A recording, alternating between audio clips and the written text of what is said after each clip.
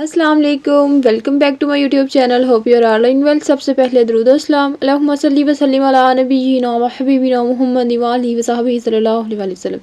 आज की वीडियो में हम डिस्कस करेंगे कि आप लोगों का फाइनल टर्म एग्ज़ाम्स का सिलेबस कितना आएगा, क्या उसमें मिड टर्म का सिलेबस भी ऐड होगा, और साथ ही साथ में आप लोगों के साथ फाइनल टर्म एग्ज़ाम्स का जो है वो कुछ पेपर पैटर्न डिस्कस करूँगी। कितने क्वेश्चंस आएंगे, कितने आप लोगों ने जो है वो उसमें से करने होंगे, और पास होने के लिए आप लोगों को कितने मार्क्स लेना ज़रूरी है।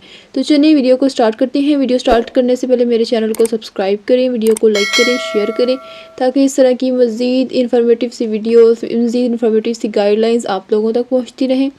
तो सबसे पहले जो है वो हम देख लेते हैं कि आप लोगों के जो एग्ज़ाम्स हैं वो, जैसे मैंने आप लोगों को ऑलरेडी मेंशन किया था कि आप लोगों के एग्ज़ाम 27 जनवरी से स्टार्ट हो रही हैं। तो अब हम डिस्कस कर लेते हैं कि आप लोगों का सिलेबस कितना आएगा।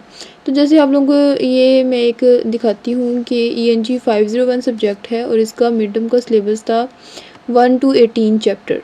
ठीक है, 1 to 90 टॉपिक्स और 1 to 18 चैप्टर।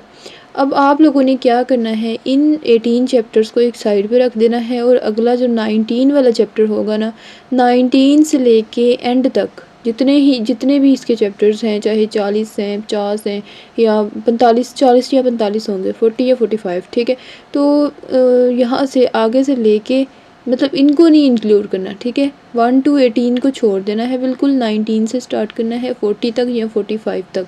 तो वो सारे जो हैं वो आपके नेक्स्ट टॉपिक्स जितने भी होंगे आप लोगों ने उनके लेक्चर स्टार्ट कर देने हैं लेना, और इनको कवर करना है। ठीक है, इनमें से कुछ भी नहीं आएगा, जो इससे अगले होंगे उसी में से आप लोगों का फाइनल टर्म एग्ज़ाम्स आएगा। तो आप लोगों ने बजाय इसके कि आप अनाउंसमेंट का वेट करें कि इसकी अनाउंसमेंट आएगी दैन ही हमें जो है वो पता चलेगा कि फ़ाइनल टर्म एग्ज़ाम्स का सिलेबस कितना है, तो अनाउंसमेंट आते आते ऐसे आप लोगों को पता है कि एंड तक अनाउंसमेंट्स आती रहती हैं। अनाउंसमेंट में आप लोगों ने नहीं रहना, आप लोग अपना जो है वो फ़ाइनल टर्म की तैयारी करें। फ़ाइनल टर्म की तैयारी इस तरह से करें कि जैसे आप लोगों के क्विज़ेज़ आ रहे हैं, क्विज़ेज़ सबकी अनाउंसमेंट जो है वो आई हुई है। क्विज़ 3 की अनाउंसमेंट है, क्विज़ 4 की अनाउंसमेंट है। तो आप लोगों ने क्या करना है कि जिस तरह से ये देखें, ये आप लोगों का क्विज़ 3 जो है वो 30 दिसंबर को मतलब मंडे वाले दिन ओपन हो जाएगा। आप लोगों ने क्या करना है कि इसमें जितने भी चैप्टर्स आए हुए हैं ना, इनके लेक्चर लेने हैं और इनको तैयार करना है। इसी तरह फिर जब क्विज़ 4 की जैसे अनाउंसमेंट आई हुई है तो इसके लेक्चर्स को तैयार करना है। जब इतने लेक्चर आप लोग तैयार कर लेंगे तो आप लोगों की फ़ाइनल टर्म की आधे से ज़्यादा प्रिपरेशन जस्ट क्विज़ से हो जाती है।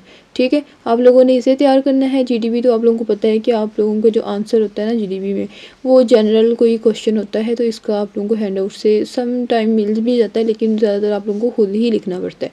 ठीक है, अब GDP उन सब्जेक्ट्स की आएगी जिनकी पहले असाइनमेंट्स आई थी, और अब GDP आएगी, और जिनका पहले GDP आया था अब उनकी असाइनमेंट्स आएंगी। इस तरह से मतलब कहने का मकसद ये है कि आप लोगों ने फ़ाइनल टर्म की जो प्रेपरेशन है ना वो अपनी क्विज़ से ही अभी से स्टार्ट कर देनी है। टाइम बहुत शॉर्ट है, जस्ट आपके पास ये जो छुट्टियां हैं ना, विंटर वेकेशंस जो हैं, इनमें अच्छे से तैयारी कर लें 15 जनवरी तक। 15 की बाद डेटशीट आ जाती है, फिर जस्ट रिवीजन का टाइम रह जाता है, फिर तैयारी का कोई टाइम नहीं होता। इंशाल्लाह मैं शॉर्ट लेक्चर भी और शॉर्ट नोट्स जो है वो 1 से 2 दिन में इस नेक्स्ट वीक से इंशाल्लाह जो है वो अपलोड करना स्टार्ट कर दूँगी। तो आप लोगों ने जो है वो भी करनी है। मज़ीद मैंने फ़ाइल्स भी आप लोगों के साथ शेयर की हुई हैं, वो आप लोगों ने अच्छे से तैयार करनी है। ठीक हो गया। हैंड आउट को आपने फ़ाइल जो भी है ना उसके आंसर्स आप लोगों ने हैंड आउट से करने हैं। हैंड आउट को एक दफ़ा गो थ्रू उसमें से होना ज़रूरी है। ठीक है, हैंड आउट मेन आपका जो फोकस होना चाहिए ना वो हैंड आउट पे होना चाहिए। ठीक है, जो भी चीज़ आपको प्रोवाइड की जाए उसको हैंड आउट से ढूंढ के तैयार किया करें। मैंने आप लोगों को ऐप पहले भी बताई थी, एडोबी एक्रोबैट, उसे डाउनलोड करें और वहाँ से जो है वो अपनी हैंड आउट उसमें ओपन करके हाईलाइट करके रखें। उन पे इम्पोर्टेंट क्वेश्चन मार्क कर लें जिनके पास सॉफ्ट फॉर्म में हैंड आउट्स हैं ना, हार्ड फॉर्म में नहीं है, तो वो इस तरह से करके अपनी जो है वो चीज़ें सेव कर सकते हैं। वहाँ से आप लोग तैयारी करें, उसके बाद जब आपको ज़रूरत पड़े उसे ही जो है वो रिवाइज़ कर लें। ठीक हो गया। अब हम चलते हैं अपने जो है वो फाइनल टर्म के पेपर पैटर्न की तरफ। बेसिकली फ़ाइनल टर्म का एग्ज़ाम जो है इसका पेपर पैटर्न मैंने आप लोगों के साथ पहले भी बारहा डिस्कस किया हुआ है। इसके जो टोटल मार्क्स होते हैं ना आपके, वो होते हैं जी 60 मार्क्स। ठीक है, सब सब्जेक्ट्स के। कोई MCQs बेस्ड है, कोई सब्जेक्टिव या ऑब्जेक्टिव बेस्ड है, कोई भी किसी भी तरह का भी सब्जेक्ट है, तो इसके आप लोगों के जो टोटल मार्क्स होते हैं वो होते हैं 60। ठीक हो गया। अब 60 के बाद आप लोगों के जो समझ लें कि MCQs होते हैं ना, अब मैं उनकी बात कर रही हूँ जो सब्जेक्टिव और ऑब्जेक्टिव दोनों होते हैं जिनमें, ठीक है। उनमें एमसीक्यूज़ आप लोगों के होते हैं 33, ठीक है। लाइक ये मैं लिख देती हूँ यहाँ पे, 33 मार्क्स के आप लोगों के एमसीक्यूज़ होते हैं। अब ये 33 मार्क्स के आते आप लोगों को 40 एमसीक्यूज़ हैं, लेकिन उसमें से आप लोगों ने 40 में से आप लोगों ने जो है वो 33 करने होते हैं, ठीक है, 40 में से। क्लियर है। इसमें बेसिकली आप लोगों के जो होते हैं ना, वो ये जो 7 एमसीक्यूज़ होते हैं ये चॉइस पे होते हैं।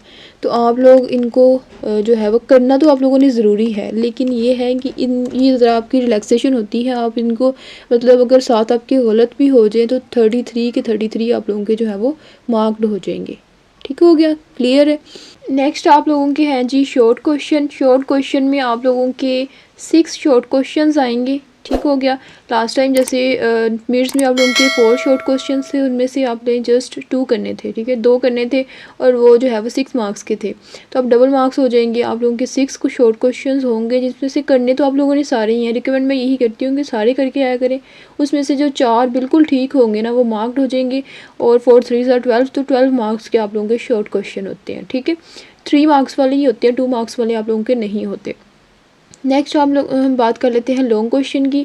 लॉन्ग क्वेश्चन आप लोगों के 4 होते हैं। लास्ट टाइम 3 थे और 2 करने थे। इस दफ़ा अब जो है फाइनल टर्म में आप लोगों के 4 होंगे, उसमें से आप लोगों ने जो है वो 3 करने होंगे, ठीक है। 3 ही मार्क्ड होते हैं, एक जो है वो आप लोगों का चॉइस पे होता है। तो ये 3 जो है वो 5-5 नंबर वाले होंगे, और 15 नंबर आप लोगों के लॉन्ग क्वेश्चंस के होंगे। ठीक हो गया। तो 33 मार्क्स जो है वो एमसीक्यूज़ के हो गए, और एमसीक्यू 7 जो है वो चॉइस पे होते हैं। शॉर्ट क्वेश्चन जो है वो 4 मार्क्ड होंगे और 12 मार्क्स के होंगे, और इसी तरह लॉन्ग क्वेश्चन जो है वो 15 मार्क्स के होंगे। तो आप लोगों का टोटल जो होता है ना, वो 60 मार्क्स का पेपर होगा। ठीक हो गया। अब ये उनके लिए जिनका जो है वो सब्जेक्टिव प्लस सब्जेक्टिव टाइप जो है वो पेपर होगा। अब हम बात कर लेते हैं उनका जिनका ऑब्जेक्टिव टाइप पेपर होगा, तो उनके आप लोगों के जो है वो 80 मार्क्स के एमसीक्यूज़ होंगे, 80 एमसीक्यूज़ होंगे, ठीक है। लेकिन उसमें से आप लोगों ने जो है वो जस्ट 60 एमसीक्यूज़ करने होते हैं, मतलब करने सारे ही हैं। उनमें से अगर आपके 20 देखें, इतने ज़्यादा जो है वो 20 चॉइस पे होते हैं, 20 एमसीक्यूज़ आप लोगों के चॉइस पे होते हैं। तो अगर ये जो है वो आप लोग छोड़ दें, मतलब गलत हो जाए, तो भी आप फुल बाय फुल मार्क्स ले सकते हैं, ठीक है। तो इस तरह से ऑब्जेक्टिव टाइप पेपर, लेकिन ऑब्जेक्टिव इतना भी इजी नहीं आता, तो आप लोगों ने अच्छे से तैयारी करनी है। और पासिंग अब आ जाते हैं ना, मार्क्स आप लोगों के जो ऑब्जेक्टिव टाइप है चाहे सब्जेक्टिव टाइप है, मार्क्स आप लोगों के जो टोटल मार्क्स होते हैं ना, वो सेम ही होते हैं। बस फ़र्क ये है कि आप लोगों के 60 के 60 जो है वो एमसीक्यूज़ होंगे। इन लोग बाकी जो हैं सब्जेक्टिव और ऑब्जेक्टिव जो सब्जेक्ट्स के पेपर हैं, उनमें आप लोगों के शॉर्ट क्वेश्चन भी होंगे, लॉन्ग क्वेश्चन भी होंगे। एमसीक्यूज़ 33 मार्क्स के होते हैं, तो इसलिए मिला के वो भी 60 मार्क्स ही बनते हैं। ठीक हो गया। अब आ जाते हैं पासिंग मार्क्स की तरफ। तो पासिंग मार्क्स जो आप लोगों के होते हैं ना, वो टोटली आप लोगों को एक्टिविटीज़ और मिड्स और फाइनल सबको मिला के आप लोगों को 100 में से, टोटली 100 मार्क्स होते हैं ना एक सब्जेक्ट के, तो 100 में से आपको 50 मार्क्स लाजमन लेने होते हैं। मतलब 50% वाला पास होता है ओवरऑल 50% वाला पास होता है। तो आप लोगों ने देखिए, अगर आप लोगों को इसमें से किस तरह से आप लोग इसको पास कर सकते हैं, अगर तो आप लोगों का जो है वो लाइक अगर मिड में आप लोगों के समझ लें कि 20 मार्क्स आए हैं, 20 मार्क्स मिड में हैं, ठीक है। उसके बाद अगर आप जो है वो फ़ाइनल में ले लेते हैं 60 में से 30 मार्क्स भी ले लेते हैं ना फ़ाइनल में, तो हाफ़ भी ले लेते हैं, तो आप लोग इजीली जो है वो इसको पास कर लेंगे। फिर एक्टिविटीज़ में से इतने ज़्यादा नंबर नहीं ऐड होते, कोई 10-12 इतने नंबर ऐड होते हैं, ठीक है। अगर आपकी एक्टिविटीज़ अच्छी हुई होती हैं तो 10-12 नंबर ऐड होते हैं। मैक्सिमम आप 10 नंबर एक्टिविटीज़ के रख लें।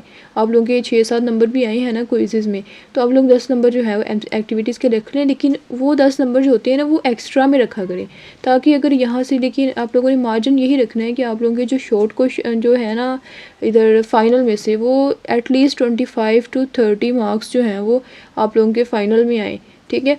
और मिड में अगर मतलब कम भी है ना, लाइक 10 भी हैं, तो अगर खुदा ना खास्ता अगर आप लोगों के मिड में 10 आते हैं तो फिर इधर 30 या 40 मतलब आपको मार्जिन मैक्सिमम का रखना पड़ेगा। इसीलिए मैं कहती हूँ आप लोगों से कि एक्टिविटीज़ अपनी अच्छी रखा करें, फुल बाय फुल हर एक्टिविटी जो है वो, हर एमसीक्यूज़ अच्छा किया करें। जो अब क्विज़ होते हैं ना, हर क्विज़ जो है वो अच्छा करने का कोशिश किया करें, ताकि उधर से आपके 10-15 मार्क्स जो है वो सिक्योर हो जाएँ। 10-15 मार्क्स जो है वो ईज़िली आप लोग उधर से ले सकते हैं। उसके बाद अगर 10-15 अगर उधर से फॉर एग्ज़ाम्पल आ जाते हैं आपके, तो फिर देखिए चलें 12 भी लगा लें, 12 भी आ जाते हैं तो फिर भी आप लोग जो है वो 50+ मार्क्स ले जाते हैं, ठीक है, इस तरह से। और फाइनल में आप लोगों के जस्ट अगर 40 हो, अगर 30 भी हो तो भी आप जो है वो पास इजीली कर सकते हैं, लेकिन थोड़ा मुश्किल हो जाता है, ठीक हो गया। तो आप लोगों ने फ़ाइनल में जो है वो मार्जिन अपना, अगर आपके मिड अच्छे नहीं हुए तो फाइनल में मिड का भी जो है वो रिज़ल्ट आ जाएगा। और जो मिड टर्म का रिज़ल्ट होता है ना, वो आप लोगों का मार्क्स में आता है, ठीक है। ग्रेड्स में मतलब ग्रेड भी होते हैं लेकिन मार्क्स में आता है आप लोगों का रिज़ल्ट, लेकिन फाइनल टर्म का जो रिज़ल्ट होता है वो आपका जस्ट ग्रेड में आता है। उसमें आप लोगों के मार्क्स नहीं होते कि आपके 100 में से कितने मार्क्स आए हैं, 100 में से इतने आए हैं उतने आए हैं, ये नहीं होता, ठीक है। उसमें जस्ट आपका ग्रेड होता है। और अगर आपका ग्रेड F आया है तो समझ लें कि आप फिर, अगर आपके 50 से कम मार्क्स होंगे ना, 50 से कम मार्क्स होंगे, तो आप लोगों का ग्रेड F आएगा।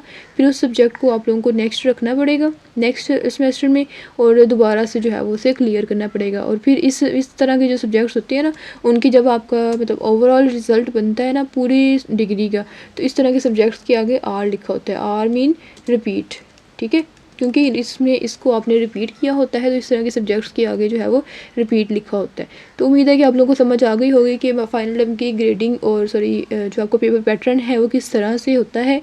और इसके अलावा आप लोगों को पासिंग के लिए कितने मार्क्स चाहिए, मतलब मैक्सिमम देखिए एमसीक्यूज़ वाले जो है ना वो 60 नंबर के एमसीक्यूज़ होते हैं आपके। आप लोगों को 80 एमसीक्यूज़ दिए जाते हैं, जिसमें से आप लोगों ने 60 करने होते हैं। 20 तो पहले ही चॉइस पे हैं। अब अगर 80 में से फॉर एग्ज़ाम्पल अगर 80 में से आप लोगों के 40 एमसीक्यूज़ भी गलत हो जाते हैं, तो भी आप लोगों को 40 मार्क्स आ जाते हैं। 40 मार्क्स लेना कोई मुश्किल काम नहीं है आप लोगों के लिए। आई होप कि आप लोगों को वीडियो पसंद आई है। वीडियो पसंद आई है तो वीडियो को लाइक करें, शेयर करें और मेरे चैनल को सब्सक्राइब करें। मिलते हैं नेक्स्ट इन्फॉर्मेटिव वीडियो के साथ, तब तक के लिए अपना ख्याल रखिएगा। अल्लाह हाफिज़।